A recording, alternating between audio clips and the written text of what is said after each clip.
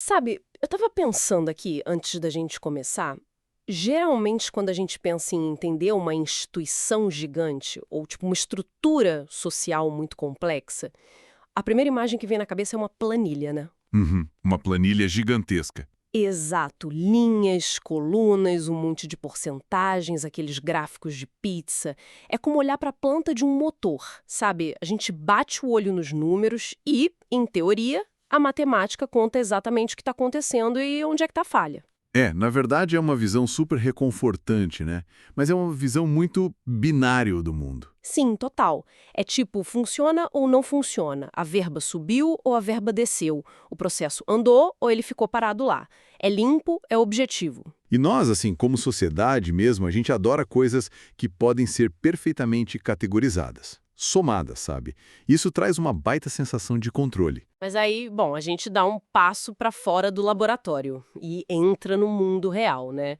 Especificamente, claro, no nosso campo aqui das ciências sociais aplicadas e do direito. É aí que a coisa complica. Muito. Porque, de repente, aquela planilha super organizada não conta nem metade da história, né?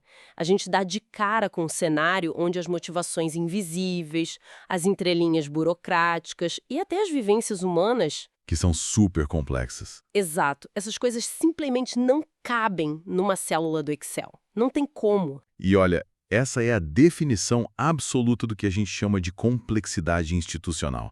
É uma área onde os números, se a gente olhar só para eles isoladamente, eles são míopes. Nossa, ótima definição. Míopes. É porque eles mostram o sintoma, sabe? Mas eles raramente mostram qual é a doença real ali por trás. E é exatamente por isso que a gente está aqui hoje. Então, boas-vindas a quem nos ouve a mais uma análise profunda no UDataCast. Essa que é uma iniciativa que nasce lá do UDATA, o Laboratório de Pesquisas Empíricas em Direito, e a nossa missão hoje é desmistificar um verdadeiro bicho-papão da academia. Que é a pesquisa qualitativa. Isso mesmo, a temida pesquisa qualitativa. E para guiar essa nossa jornada de hoje, a gente está mergulhando num material riquíssimo que foi desenvolvido pelo professor José Mário Vanderlei Gomes Neto, lá do programa de pós-graduação em Direito da Unicap. Material excelente, por sinal. Fantástico. É um conteúdo que obriga qualquer estudante ou pesquisador a repensar a forma como a gente produz conhecimento válido hoje em dia. E a ideia central aqui, até para quem está na graduação ou tipo no meio do desespero de uma dissertação de mestrado, Quem nunca, né? né? A ideia é mostrar que ficar lendo texto jurídico ou só contando jurisprudência não é nem de longe o limite da pesquisa em direito. Tem todo um universo metodológico altamente rigoroso e fascinante para entender o como e principalmente o porquê das instituições funcionarem do jeito que funcionam. Com certeza. E assim, para a gente já estabelecer nossa base aqui, os pesquisadores que se debruçam sobre esse tema costumam definir a pesquisa qualitativa como uma verdadeira lente de aumento, sabe? Uma lente para as relações sociais. Exatamente. Porque, veja bem, certas dimensões da natureza humana, tipo um preconceito informal ali numa repartição, ou uma cultura de silêncio numa delegacia, Ou a flexibilização de regras por um juiz, né? isso. Essas coisas não emitem nota fiscal. Elas não podem ser quantificadas facilmente numa tabela. Elas exigem instrumentos que são desenhados especificamente para capturar processos sociais e narrativas. Certo. Então vamos destrinchar isso. Porque antes da gente mergulhar nas ferramentas práticas, sabe, aquela coisa de calçar as botas e ir para o campo, a gente precisa limpar o terreno conceitual. Concordo. Tem muita confusão sobre o que é o quê. E acho que a melhor forma de entender o que é essa lente de aumento é diferenciando da famosa pesquisa quantitativa, que a gente estava falando agora há pouco dos números. É a comparação mais clássica e mais útil. Eu gosto muito de pensar numa analogia, assim. A pesquisa quantitativa seria um mapa geográfico de uma região. Ela te dá ali as distâncias certinhas, a altitude da montanha, a rota mais rápida. A visão de cima. Exato. Já a pesquisa qualitativa seria a jornada a pé por essa mesma rota. É você sentir a textura do chão, o clima local, entender, tipo, por que a ponte está quebrada. E conversar com quem mora ali naquela rua há 30 anos. Nossa, essa analogia é perfeita. Se a gente for olhar para a literatura metodológica, a grande diferença é o propósito. o que a gente quer descobrir. Uhum. Os métodos qualitativos, eles constroem teorias, eles exploram a existência dessas relações empíricas e dizem pra gente o porquê de um fenômeno social ocorrer daquela maneira orgânica no dia a dia. Diferente dos números. Exato. Já os métodos quantitativos, eles entram no jogo para identificar e testar essas relações em larga escala, sabe? Verificando o peso estatístico de cada fator.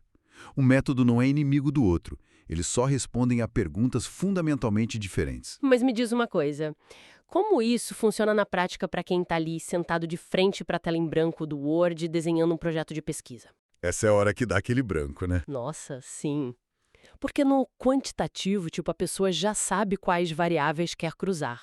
Mas no qualitativo, a coisa é bem mais fluida, não é? É muito mais fluida.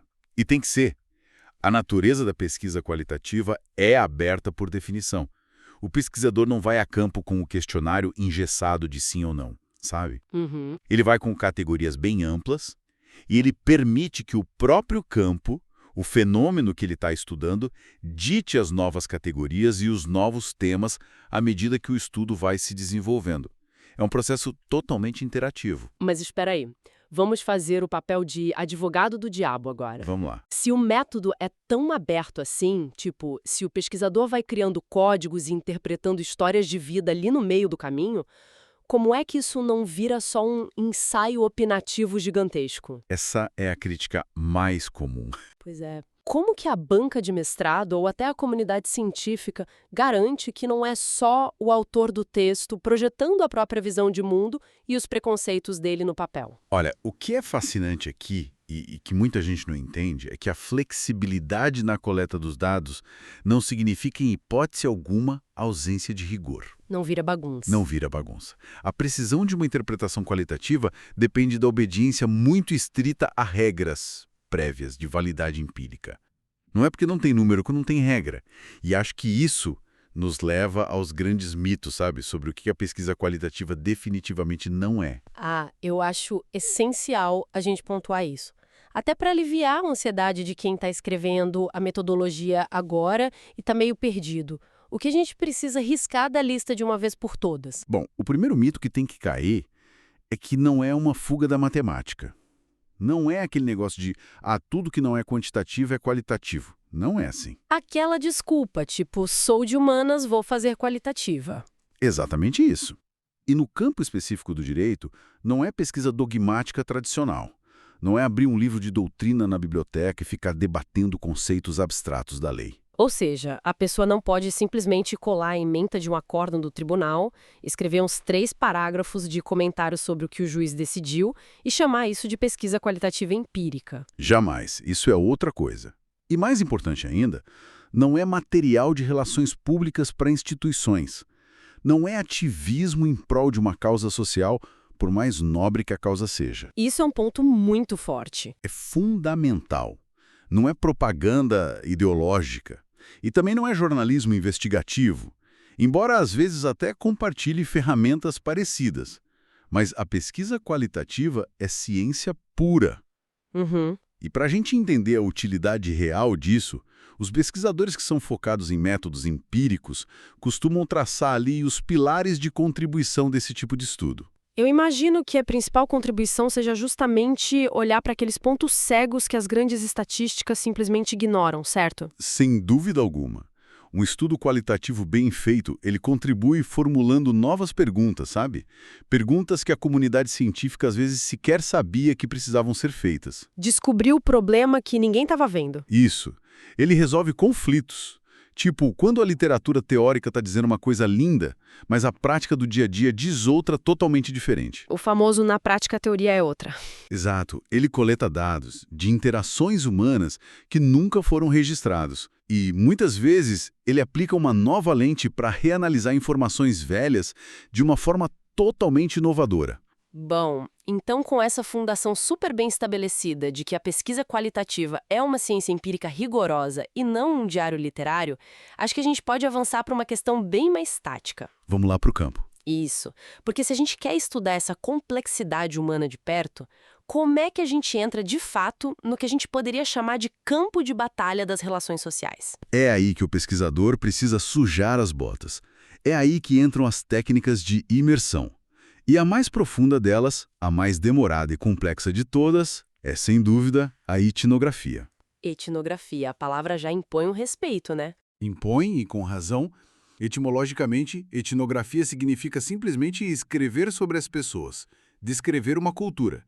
Mas os requisitos para que essa escrita seja realmente científica são gigantescos. Por exemplo, Exige uma fluência total nos códigos, nos jargões e nos rituais do grupo que está sendo estudado. E o mais pesado, exige um longo período de tempo no campo, muitas vezes de 1 a 2 anos contínuos, para você construir uma relação real de confiança. pera aí, 2 anos? É um comprometimento absurdo. Caramba, isso é um comprometimento de vida brutal para um pesquisador. Por que tanto tempo assim? Não dá para, tipo, passar uma semana lá, fazer umas anotações e entender o recado? Não dá, infelizmente não dá, porque o ser humano é muito performático. Se você chega hoje num tribunal ou numa delegacia com um crachá e um bloquinho de anotações na mão, todo mundo vai seguir o protocolo perfeitamente. É, todo mundo vira o funcionário do mês, né? Exatamente. As pessoas atuam para o observador. Então esse tempo longo, de 1 a 2 anos, serve basicamente para você se tornar invisível ali dentro. Serve para o grupo esquecer que você está avaliando eles e eles começarem a agir com naturalidade. É o tempo necessário para a máscara cair e a rotina real aparecer. Exato. E o material do Uldeira traz um exemplo maravilhoso disso. Uma pesquisa que foi encomendada pelo IPEA para realizar um diagnóstico sobre a aplicação de penas alternativas no Brasil. Ah, interessante. E para avaliar essas políticas públicas de verdade, a pesquisa precisou usar a etnografia. O pesquisador não ficou no escritório lendo a lei de penas alternativas ou só olhando as planilhas de quantas pessoas foram condenadas. E como foi essa imersão na prática, então? O que ele fez? O pesquisador foi literalmente para o ecossistema das varas de execução. Ele sentou lá nas salas de espera, ele ouviu as conversas de corredor, observou, por exemplo, como o funcionário do cartório olhava e falava com a pessoa que estava lá para cumprir a pena. Nossa. E a diferença foi gritante. A planilha oficial dizia que o sistema estava, abre aspas, funcionando e aplicando a lei. Mas a etnografia revelou as dinâmicas não ditas. O estigma impregnado, aquelas microagressões burocráticas no dia a dia. Que não aparecem em nenhum relatório. Nunca. A pesquisa mostrou a forma como o próprio sistema de justiça criminaliza informalmente essas pessoas ali, no balcão de atendimento. É algo que nenhum relatório oficial do Estado admitiria. E isso contrasta de uma forma muito interessante com uma outra técnica que também é super famosa, que é a observação participante, né? A imersão parece ser um pouco diferente nesse caso. Sim, é diferente. Na observação participante, o pesquisador também vai a campo, ele também se insere no ambiente, mas ele atua mais como um terceiro observador, sabe? Uhum. Ele está lá no olho do furacão vivenciando o fenômeno, mas não tem aquela exigência de integração quase identitária de uma etnografia clássica de vários anos. E eu acho que o exemplo que ilustra isso de uma forma perfeita, que está no material, é um estudo feito na cidade do Recife, onde o pesquisador usou essa observação participante para compreender as ações policiais nas ruas, Sim, um trabalho muito denso. acompanhando especificamente como as forças de segurança lidavam na prática com aquela distinção tênue entre quem é usuário e quem é traficante de drogas. O pesquisador foi para a viatura. Ele acompanhou as rondas, as abordagens no meio da madrugada, tudo para ver como a teoria abstrata do direito penal se traduzia ali, no asfalto. E aqui, bom, é fundamental a gente fazer uma pausa de extrema importância. Vamos lá. Sempre que a gente menciona estudos que envolvem atuação policial, segurança pública, eleições ou sistema penal, a gente precisa ressaltar o caráter estritamente metodológico da nossa análise. Perfeito, aquela regra de ouro da neutralidade científica. Exato. Esse estudo sobre as rondas no Recife e qualquer outro exemplo similar que a gente traga serve para observar o fenômeno e entender os processos institucionais. Ponto. A pesquisa acadêmica não busca endossar visões políticas, ela não está lá para criticar ou elogiar o trabalho policial com base em ideologias, e nem para tomar partido sobre segurança pública. O foco é puramente a mecânica da coisa. Isso, o foco é metodológico, é registrar empiricamente como a lei escrita é filtrada pela discricionariedade humana lá na ponta do sistema. O objetivo é gerar conhecimento científico isento. É um lembrete crucial. Mas sabe, falando dessa interação super-humana no campo, isso me levanta uma dúvida essencial. E eu acho que muita gente deve estar pensando nisso agora. Qual é a dúvida? Bom, Quando um pesquisador passa meses dentro de uma viatura ou um ano convivendo todo dia com funcionários de um tribunal para ganhar a confiança deles, Hum. como é que ele não cruza a linha? Digo, como manter aquela objetividade científica e não correr o risco de desenvolver tanta empatia pela rotina deles a ponto de virar só um porta-voz do grupo, justificando os erros, sabe? Olha, você tocou na grande tensão psicológica do trabalho de campo empírico. Os antropólogos, os sociólogos, eles chamam isso de going native. Going native. É, tipo, se tornar nativo, sabe? Ser totalmente absorvido pela tribo e perder a capacidade de crítica científica.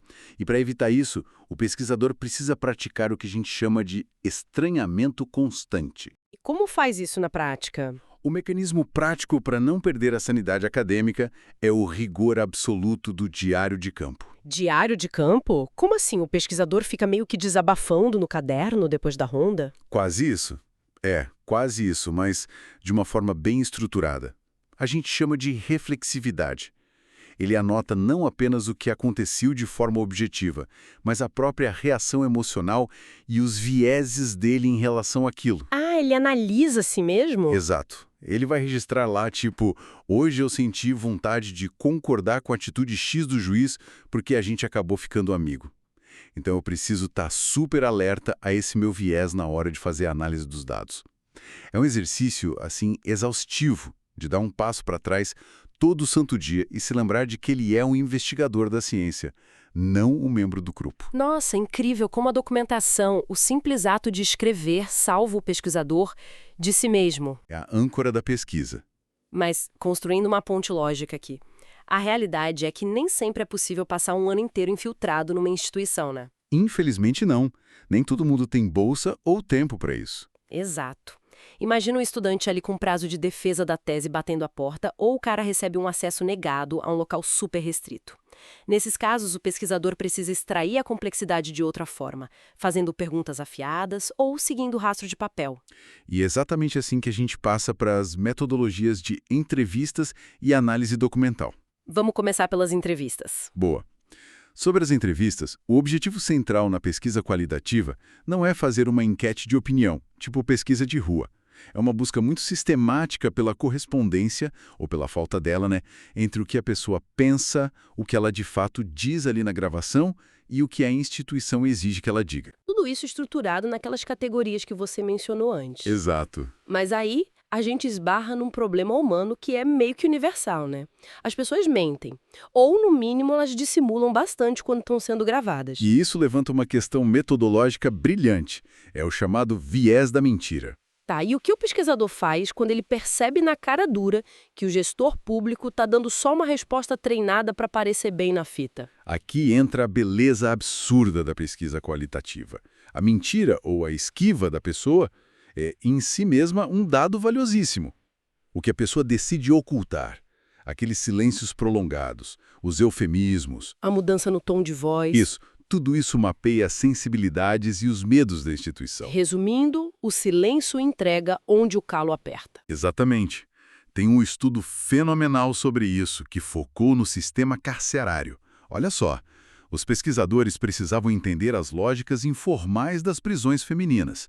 Mas eles não podiam morar lá dentro, óbvio. Claro. Então, eles usaram entrevistas em profundidade com gestoras e com diretoras prisionais. E, ao lerem nas entrelinhas dessas entrevistas, os pesquisadores perceberam como as diretoras usavam jargões administrativos super burocráticos toda vez que precisavam descrever violações de direitos ou tensões graves. Como se fosse uma blindagem. Sim, numa tentativa clara de higienizar aquela realidade super violenta do cárcere extramuros. Eles não focaram só no que foi dito, mas em como aquele jargão foi usado como um escudo de proteção institucional. Sensacional. E quando a gente não tem nem as pessoas para entrevistar, a gente parte direto para a estrutura fria da máquina, né? A análise documental, que pode ser desde fontes primárias governamentais até, sei lá, aquelas circulares internas esquecidas na gaveta. Sim, os rastros de papel. E a abordagem qualitativa de um documento vai infinitamente além de só ler o que está escrito ali na página. Cada documento tem elementos intrínsecos, a linguagem oficial que é permitida, a disposição física dos carimbos, o vocabulário, a hierarquia de quem assina o primeiro. Tem todo um código de poder ali. Uma subestrutura imensa. O formato físico do documento, ele dita o comportamento de quem preenche ele. Tem um exemplo no material que eu achei assim espetacular, sobre um estudo que analisou as rotinas de trabalho de cartórios judiciais e fez isso inteiramente através de documentos e processos. A pesquisa queria descobrir onde é que estavam os gargalos burocráticos que atrasavam a justiça de forma tão brutal. Sim, esse é um caso clássico. E sabe como o pesquisador fez isso? Como? Ele não sentou lá e perguntou para os funcionários por que demorava. Ele dissecou o fluxo físico e temporal dos papéis, o vai e vem das pastas. Aqui é que a coisa fica realmente interessante, porque se a gente for parar para pensar, isso é quase como fazer uma autópsia na burocracia, certo? Você abre o corpo administrativo ali na mesa e vai olhar como é que as veias estão funcionando. É uma metáfora cirúrgica perfeita. Os documentos são literalmente o sistema circulatório do direito. E o que essa autópsia revelou, nesse estudo específico das varas judiciais, não foi, olha só, não foi falta de juiz ou excesso de processos como a planilha quantitativa do tribunal sugeria. Ah, a planilha dizia que o problema era volume. Isso. Mas o exame qualitativo revelou gargalos práticos nas rotinas de carimbo, despachos totalmente inúteis que só serviam para encaminhar papel de uma mesa para outra. Meu Deus! E o melhor, o uso bizarro de anotações informais em post-its coloridos. Eles colavam post-its nos processos físicos porque o sistema digital oficial era cheio de falhas e ninguém confiava nele. A análise documental foi lá e descobriu um coágulo processual. É impressionante. Mas olha só, até agora a gente esteve muito focado no nível micro das coisas. A rotina de um cartório específico, uma viatura na rua, gestora de um presídio. Um microscópio. Exato. Mas o direito e as ciências sociais também lidam com choques tectônicos, coisas gigantescas. Como é que a pesquisa qualitativa escala isso? Tipo, como ela analisa um evento histórico de grande magnitude ou como compara dezenas de cidades ao mesmo tempo, sem perder essa profundidade toda e acabar virando, de novo, apenas uma tabela rasa? Excelente pergunta. Ela faz isso escalando o próprio design da pesquisa, utilizando, por exemplo, o estudo de caso em uma coisa chamada análise qualitativa comparativa, a famosa QCA. Vamos desembalar o estudo de caso primeiro, porque eu acho que muita gente, até fora da academia, acha que estudo de caso é só contar uma história longa e bem detalhada. Tem esse mito, mas não é. Metodologicamente falando, um caso não é um fato solto que caiu do céu. Um caso é uma construção intelectual do pesquisador. Ele recorta um fenômeno jurídico dentro de um contexto bem específico de tempo e de espaço. Delimitando o perímetro. Isso. E aí ele usa um leque imenso de fontes. Ele junta documentos, leis, entrevistas, etnografia, tudo junto para montar aquele caso. O objetivo principal é responder a pergunta mais difícil de todas nas ciências sociais. O que de fato ocorreu aqui e quais foram as engrenagens exatas que se moveram? É um total quebra-cabeça inteiro. E o material lá do laboratório cita um trabalho que é épico sobre isso. Uma pesquisa profundíssima que levou anos investigando a resposta institucional e a evolução das narrativas lá do sistema de justiça do Estado após o massacre do Carandiru. Sim, um divisor de águas. Foi um balanço detalhado de como os processos andaram ou não andaram 23 anos depois do evento. E, novamente, é sempre bom a gente invocar aqui o rigor da isenção científica. O estudo de caso empírico no direito, mesmo lidando com um tema tão sensível e trágico como o Carandiru, ele não serve para instaurar um tribunal paralelo acadêmico. Ele não está lá para reescrever a história com tintas ideológicas. O papel do pesquisador não é julgar de novo. De jeito nenhum. A pesquisa focou estritamente no comportamento técnico do maquinário judiciário. Eles queriam entender coisas como de que jeito os desembargadores formularam as teses ao longo do tempo, como é que o tempo processual foi manipulado pelas instituições durante mais de 2 décadas, como a narrativa jurídica lá nos autos se distanciou dos fatos reais. O pesquisador, ele relata toda essa mecânica pesada sem nunca tomar a cadeira do juiz para si. Entendido. É a radiografia da engrenagem rodando. E bom, para fechar nossa caixa de ferramentas de hoje, a gente precisa falar sobre a sigla que dá calafrios em muita gente de humanas que tenta fugir da matemática, né? A QCA. A análise qualitativa comparativa. Isso. E por que ela dá tanto medo assim? porque ela flerta com os números, mas de um jeito diferente. A QCA é genial porque ela tenta juntar o melhor dos dois mundos. Ela mantém as características qualitativas super profundas dos dados, entendendo todo o contexto de cada coisa, mas ela permite a comparação sistemática de um volume médio de casos simultaneamente. Volume médio tipo quanto? Estamos falando de analisar aí de 10 a 100 casos estruturais ao mesmo tempo. Certo, peraí, vou ter que apertar o freio um pouquinho aqui. Opa, de 10 a 100 casos. Usando, como você disse, testes lógicos causais e uma coisa chamada tabela verdade. Olha, isso não soa apenas como estatística quantitativa com um nome diferente só para parecer mais sofisticado para as bancas. Eu entendo totalmente o ceticismo. É a primeira reação de todo mundo quando bate o olho na QCA. Mas a diferença não é só um truque semântico. A diferença está na própria lógica de funcionamento por trás. Como assim? A estatística linear clássica, quantitativa, ela geralmente busca a variável mais forte. Ela quer responder qual é o fator isolado que mais pesa para o sucesso de algo. Já a QCA, ela não usa estatística de probabilidade. Ela usa álgebra booleana. E lá vem o palavrão matemático. Como que a gente traduz a álgebra booleana para o português claro, para quem está nos ouvindo não desistir do episódio agora? É mais simples do que parece. Pense na álgebra booleana como a lógica das receitas de culinária. Receitas de bolo. Isso.